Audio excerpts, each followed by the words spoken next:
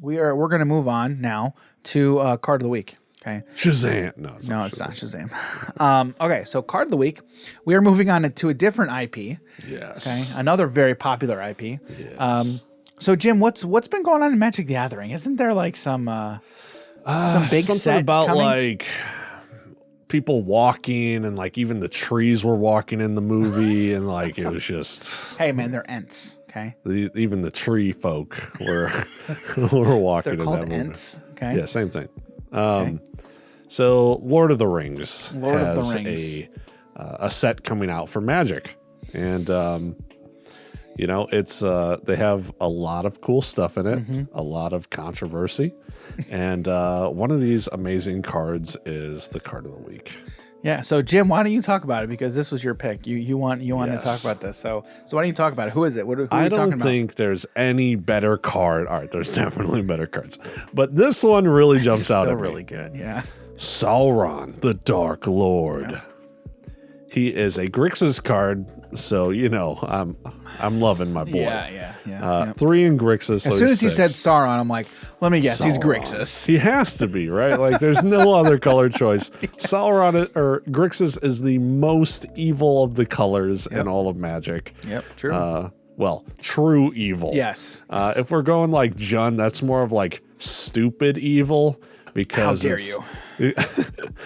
I say stupid evil because it's just like the guy who goes out and kills everyone, to where Grixis, they're making the plan to take over everything and rule. Yeah.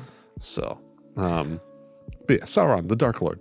He's a 7/6 for 6. 3 in Grixis, so 3 in a blue, black, and a red. Yeah, 3 in Grixis. He has ward ability. So if you target him with something, it gets countered unless the player sacrifices a legendary artifact or legendary creature. That's already crazy. That's already difficult. Like, okay, but here's the thing. In this set, that's not going to be that big of a deal, right? Because there's going to be a lot of legendary stuff. Yes. But in other formats... Yeah.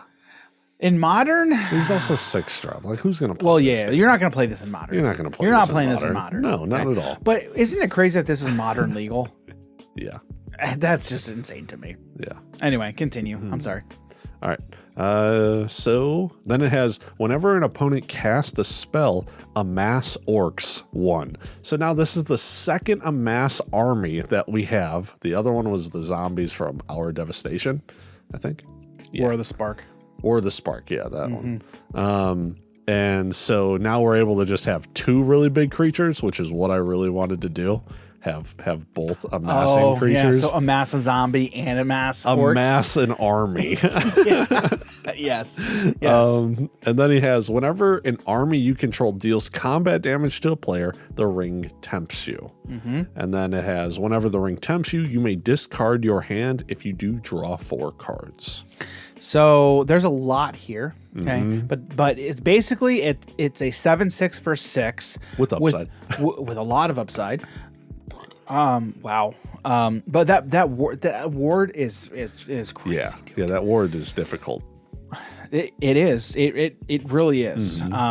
It's, if you want to kill my thing and your commander's out, you got to get rid of your commander.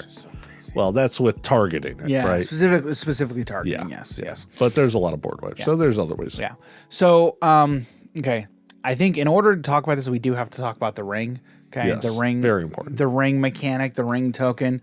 So whenever you see the ring tempting you, okay, it's basically you bring in the ring token. It's a token. And how did you describe it? It was, what was it? Like a not delve. You said yeah, it is like delving into a dungeon from what's that? The D&D set. The D&D set, yeah. That's right. So it's a token that there's like 4 levels. Okay, so whenever the ring tempts you, it's basically an equipment that gets attached to a creature. Okay, now there's 4 different levels. Okay, so the first level is your ring bearer is legendary and can't be blocked by creatures with greater power. Second level is whenever your ring bearer attacks, draw a card, then discard. Third level, whenever your ring bearer becomes blocked by a creature, that creature's controller sacrifices it at the end of combat. And then level 4 is whenever your ring bearer deals combat damage to a player, each opponent loses 3 life. Now, my understanding is it gains all 4. If it's at level 4, the creature that is your ring bearer gets all 4 of those levels. Yeah, that's what I think. Yes. Now, how crazy is that? There's also a card called the One Ring. Yep. You can have both on the board at the same time. Well, I mean, there was a bunch of different rings, but this ring That's true. is mine. Yeah, that's true. So the other side of so this is basically a token. Okay. The other side, basically it tells you this. So it says, as the ring tempts you, you get an emblem named the ring if you don't have one. Then your emblem gains its next ability and you choose a creature you control to become or remain your ring bearer. Okay. The ring can tempt you even if you don't control a creature.